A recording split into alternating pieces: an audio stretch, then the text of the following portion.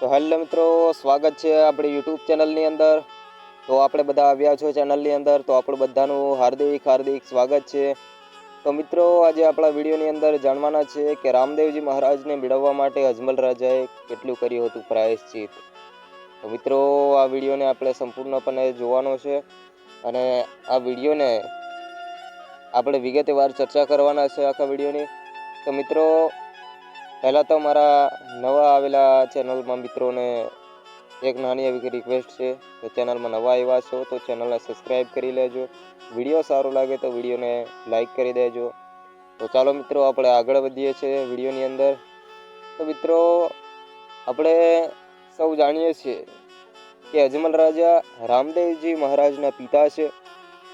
તો અજમલ રાજાનું જે પ્રાયશ્ચિત હતું, જે તે સમયે રામદેવજી મહારાજનો અવતાર ન થયો હતો, એ પહેલાં તેઓએ કેટલું પ્રાયશ્ચિત કર્યું હતું, ત્યાર પછી રામદેવજી મહારાજનો અવતાર થયો। આ જે આખી સ્ટોરી જે છે એ આપણે આની અંદર જાણવાના છીએ। તો મિત્રો, સૌ પ્રથમ તો રામદેવજી મહારાજના પિતા અજમલજી જે તે સમયે તેઓના રાજ દરબારમાં રાજા હતા। તે સમયે તેઓ નગર જોવા માટે નીકળતા હતા, ત્યારે મિત્રો આ જે રણુજા છે, જે પોખરણગઢ છે, આ પોખરણગઢની જે પ્રજા છે તેઓ અજમલ રાજાને જોઈને અવળી ફરી જતી હતી કે તો કોઈ ભાગી જતું હતું। તો અજમલ રાજાને પ્રશ્ન થયો, ત્યારે આ શું, હું જ્યાં જાઉં છું ત્યાં પ્રજા અવળી કેમ ફરી જાય છે? શું એનું કારણ છે? શા માટે લોકો મારાથી ભાગી જાય છે? ત્યારે અજમલ રાજાને આ બધું જાણવાનો પ્રશ્ન થયો। ત્યારે તેઓના પ્રધાનને કહે છે કે હે પ્રધાન, તમે જાઓ, આ લોકોને શું થઈ રહ્યું છે મારાથી, જાઓ એનું કારણ પૂછીને આવો। ત્યારે આજે પેલો પ્રધાન છે એ પૂછવા નીકળે છે તો સૌથી પહેલાં બે ખેડૂત મિત્રો તેઓને મળે છે। તેઓ ખેતી વાવણી કરવા માટે જતા હોય છે અને ત્યારે આ પ્રધાન છે તે આ ખેડૂતોને પૂછે છે કે ખેડૂતો, તમને શું થયું? અજમલ રાજાથી તમે કેમ અવળા ફરી જાઓ છો? ત્યારે પેલા ખેડૂતોએ જવાબ આપ્યો કે ના ના, અમને તો કાંઈ વાંધો નથી અજમલ રાજાથી। તો પેલો પ્રધાન કહે છે, તમે ખોટું બોલોમાં, તમે રાજાથી પીઠ કેમ પાછળ કરી લો છો? રાજાથી શું તમને તકલીફ થાય છે? ત્યારે પેલા બંને ખેડૂત મિત્રો છે શાંતિથી જવાબ આપે છે કે અજમલ રાજો છે એ પેટનો વાંજો છે અને એના જો સવારમાં જો એના દર્શન થઈ જાય તો આખો દિવસ અમારો અપશુકનિયાળ થઈ જાય। આજે વાવણી કરવા માટે જઈએ છે તો અમારી વાવણી આખી ફેલ જાય, આમ કરીને તેઓએ કહ્યું। ત્યારે પેલો પ્રધાનજી કહે છે કે અરે તમે એવું ખોટું બોલોમાં, અજમલ રાજાના તો 3 પુતરીઓ છે, લાશા, લક્ષ્મી, શગુના, તો એ વાંઝ્યા કેવી રીતે થયા? ત્યારે પેલા ખેડૂતો જવાબ આપે છે કે હા, બરાબર છે તમારી વાત, તેઓને 3 પુતરીઓ છે, પરંતુ તેઓને ઘરે એક પુત્ર નથી, કારણ કે દીકરીઓ તો પારકી ઘરની થાપણ કહેવાય છે, પરંતુ દીકરો હોય તો તેઓની રાજગાદી સંભાળે, માટે જ તેના અપશુકન અમે માનીએ છીએ। ત્યારે પ્રધાનજીને તેનું કારણ સમજાઈ ગયું એટલે તેઓ ત્યાંથી રાજા પાસે જાય છે અને અજમલ રાજાને આ વાત કરે છે। ત્યારે અજમલ રાજાને ખૂબ દુઃખ થાય છે, ત્યારે આટલી મારે 3 પુતરીઓ છે ને હું વાંઝ્યો કેવી રીતે? તો ફરી આગળ જાય છે તો ફરી એક આંડલા તેડવા જતા હોય છે।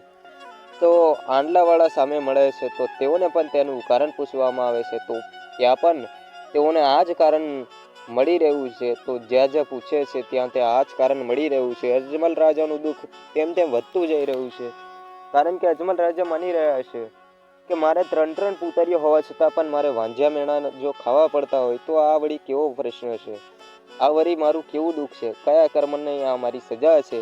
ત્યારે અજમલ રાજા પોતે મનોમંથન કરીને કંટાળી જાય છે કે આનો હવે ઉપાય શું હું કરું? જ્યાં જોવે ત્યાં મેના ટોના ખાઈને અજમલ રાજા કંટાળી ગયા કે આટલી મારે 3 પુતરીઓ હોવા છતાં પણ મારે વાંઝ્યા મેના ખાવા પડે છે। એ વાંઝ્યા આ તે વળી શું?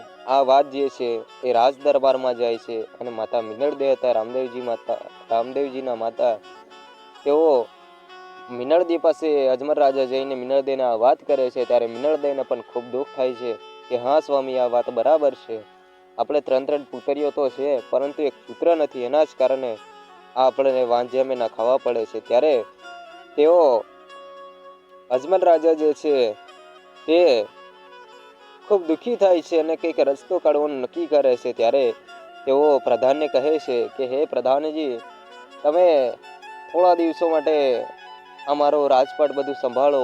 હવે મારે આનું કંઈક રસ્તો યોગ્ય કાઢવો જ પડશે. આમ કરીને રાજપાટ છે એ પ્રધાનજીને સોંપી દે છે અને માતા મિનળદેવને જઈને કહે છે કે હે મિનળદેવ, હવે મારે ભગવાન ભોળિયાનાથને પ્રસન્ન કરીને આનો કોઈ ઉપાય કાઢવો પડશે. ત્યારે અજમલ રાજા પોતે એવું એક પ્રાયશ્ચિત કરવા માટે જાય છે કે હું વનવાગડે જઈ રહ્યો છું અને વનવાગડામાં જઈને ભગવાન ભોળિયાનાથને પ્રસન્ન કરીશ.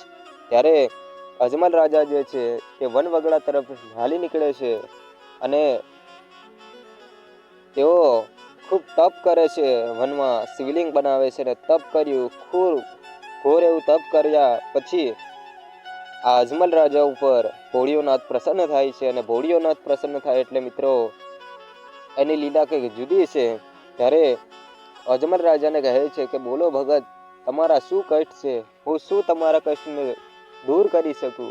ત્યારે અજમલ રાજા તેના જીવનમાં ઘટેલી ઘટનાઓ જે છે તે તમામ ઘટનાઓનું વર્ણન આ ભોળિયાનાથ ઉપર કરે છે. ત્યારે આ ભોળિયાનાથ કહે છે કે હે અજમલ રાજા, હું તમારા દુઃખ દૂર કરી શકું એમ છું, પરંતુ આ દુઃખ દૂર કરવા માટે મારે તમારો પુત્ર બનવું યોગ્ય છે, પરંતુ હું તો ક્યારે કોઈનો દીકરો બન્યો નથી ને બનવાનો નથી. આમ કહીને એ વાતને ટાળી દે છે. પરંતુ ભગવાન શંકર એક તેઓને રસ્તો બતાવે છે કે હે અજમલ રાજા, તમારે જો પુત્ર જોઈતો હોય તો તમે મારા શરણે આવ્યા એ તો બરાબર છે, પરંતુ હું તમને એક બીજો રસ્તો બતાવું છું કે જાઓ, તમે દ્વારકા જાઓ. ભગવાન નારાયણ બેઠો છે, કાળિયો ઠાકર બેઠો છે, એની શરણમાં જાઓ. તમારા તમામ મનોરથો છે એ અજમલજી પૂરા થશે. ત્યારે અજમલ રાજાને ભગવાન શંકર જે છે એ દ્વારકા જવાનું કહ્યું. ત્યારે આ અજમલ રાજા છે એ દ્વારકા જવા માટેની તૈયારીઓ કરવા માટે પરત પાછા પોતાના મહેલ તરફ ફરે છે અને પોતાના મહેલ તરફ ફરતા તેઓ ફરી એકવાર મહેલમાં આવે છે. ત્યારે માતા મિનળદેવ છે તેઓને બધી વાતો કરે છે ભગવાન શંકર મળ્યા તેની. ત્યારે તેઓ દ્વારકા જવાનું કહ્યું છે તેવું પણ માતા મિનળદેવને કહે છે. ત્યારે માતા મિનળદેવ પણ ખૂબ રાજી થઈ જાય છે. ત્યારે તેઓ માતા મિનળદેવ કહે છે કે જાઓ, વાંધો નહીં, તમે દ્વારકા જાઓ, પરંતુ પહેલાં આપણી સગુના પોતે જુવાન થઈ ગઈ છે તો તેના લગ્ન પણ તો કરાવતા જાઓ. ત્યારે આ અજમલ રાજા છે તે માતા મિનળદેવની આ વાત સાંભળે છે અને પોતે સગુનાના લગ્ન કરવાનું નક્કી કરે છે. ત્યારે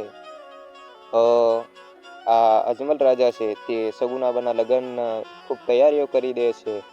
તેઓ પ્રધાનજીને કહે છે કે જાઓ, ગોળ બાપાને બોલાવો અને લગ્નની ફૂલ તૈયારીઓ કરી દો. ત્યારે આ ગોળ બાપા છે ખૂબ લગ્નની તૈયારીઓમાં પડી જાય છે અને દેશ પરદેશ તેઓને માગું લઈને મોકલે છે ને પિંગલગઢની અંદર જઈને આ માગું ધરાવી આવે છે. ત્યારે ખૂબ સારી રીતે સગુનાબાના લગ્ન થઈ જાય છે. પરંતુ જ્યારે વિદાય સમય આવે છે ત્યારે ફરી એકવાર અજમલજીને સગુનાબાના સાસરિયા તરફથી ફરી એકવાર ઠપકો ખાવાનો આવે છે કે જ્યારે તેઓને પુત્ર નથી.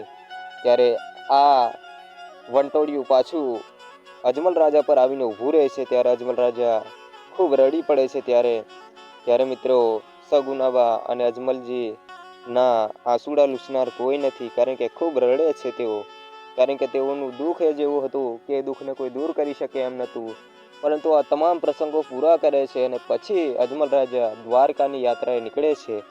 અને દ્વારકા એટલે ભગવાન શ્રી કૃષ્ણ નારાયણ હાજરા હજુર બેઠો છે. આમ કરી અજમલ રાજા ભગવાનને સમરતા ચાલતા દ્વારકાની યાત્રાએ નીકળી પડે છે. ત્યારે માતા મિનળદેવ તેઓને લાડુ પણ તૈયાર કરી આપે છે. લાડુ લઈને તેઓ જમાડીશું અને બધી જ આપણી વાત કરીશું. આમ કરીને અજમલ રાજા પોતે દ્વારકા જવા નીકળી પડે છે અને ચાલતા તેઓ દ્વારકા પહોંચે છે. દ્વારકા જાય છે, ભગવાન નારાયણની શરણમાં બેસી જાય છે જઈને, અને પોતાના જે વિલાપો છે પોતાના જીવનના તે ભગવાન આગળ રજૂ કરે છે મૂર્તિ આગળ જઈને. અને તેઓ પોતાના બનાવેલા જે પત્નીના લાડુ હતા તે લાડુ ભગવાનને જમાડે છે, પરંતુ ભગવાન જમતા નથી, કારણ કે ભગવાન તો પથ્થરની મૂર્તિ હતી. તો મૂર્તિને લાડુ જમાડ્યા તો લાડુ ન જમ્યા, માટે અજમલ રાજાને ક્રોધ આવ્યો ભગવાન પર. ત્યારે લાડુના ઘા માર્યા અને જાળીને છૂટી ઘા કર્યો. ત્યારે પેલા પૂજારીઓ હતા તેઓ કહે છે કે આ તો કોઈ ગાંડો લાગે છે, આને અહીંયાથી કાઢો, આમ કરીને મંદિરની બહાર કાઢી મૂકે છે. અને કહે છે કે એ ગાંડા, તારે જો ભગવાન જોઈતો હોય તો પેલો એરો દરિયો એની અંદર કૂદી પડ, અંદર ભગવાન હાજરા હજુર બેઠો છે. ત્યારે અજમલ રાજો તો એવો ભક્તિનો ગાંડો થયો હતો, કારણ કે એને ભગવાન શંકરે જ અહીંયા મોકલ્યો હતો. તો ભગવાન માટે અજમલ રાજા કંઈ પણ કરી શકે એમ હતો. તો ભગવાન માટે થઈને અજમલ રાજા એટલો બધો ઘેલો બન્યો હતો કે તે દરિયામાં કૂદવા મજબૂર થઈ ગયો અને દરિયામાં પ્રેમેથી કૂદી પડ્યો. અને દરિયામાં કૂદી પડ્યો એટલે ભગવાન નારાયણ તેઓને હાજરા હજુર મળ્યા.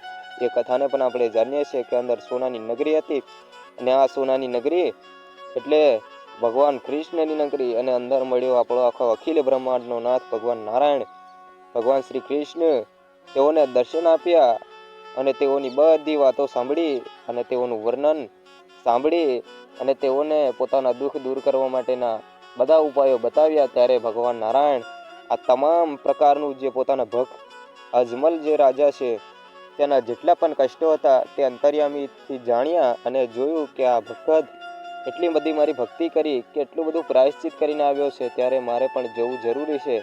આમ કરીને ભગવાન શ્રી કૃષ્ણ પણ રણ ઉજાવવા માટે તત્પર થઈ ગયા અને પોતે રામદેવજી અવતાર ધારણ કરવાનું નક્કી કર્યું. તો આ જ રીતે ભગવાન રામદેવજી મહારાજને મેળવવા માટે અજમલ રાજાએ જે પ્રાયશ્ચિત કર્યું હતું, તો મિત્રો આ જ રીતે હતું. તો મિત્રો આજે બધું તમામ પ્રકારનું આપણે પ્રાયશ્ચિત જોયું. આ તમામ પ્રકારનું પ્રાયશ્ચિત અજમલ રાજાને કરવું પડ્યું હતું. તે પછી જ ભગવાન શ્રી કૃષ્ણ પોતે રામદેવજી અવતારમાં આવ્યા હતા. તો મિત્રો તમને આ વિડીયો કેવો લાગ્યો? વિડીયો સારો લાગ્યો હોય તો વિડીયોને લાઇક કરજો. ચેનલમાં નવા આવ્યા હોય તો ચેનલ સબસ્ક્રાઈબ કરજો. તો ચાલો મિત્રો, આપણે મળીશું આપણા નેક્સ્ટ વિડીયોની અંદર. તો બધાને જય સીતારામ, રાધે કૃષ્ણ, રાધે રાધે.